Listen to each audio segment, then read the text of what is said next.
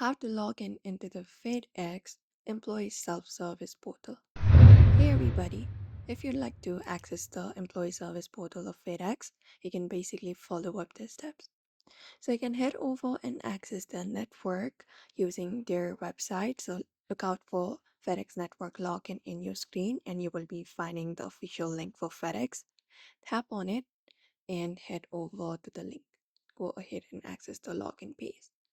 So once you access the login page, you will be finding your location, etc. Just go ahead and do so. And in the top right corner, you will be finding a section for profile. Tap on it and you will be finding this option called sign up or login. Go ahead and tap on that option.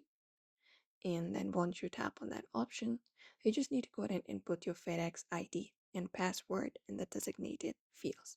So wait for this login page to load up. Here, as I said, you just need to go ahead and tap your user ID and right below it your password and tap on login option on your screen.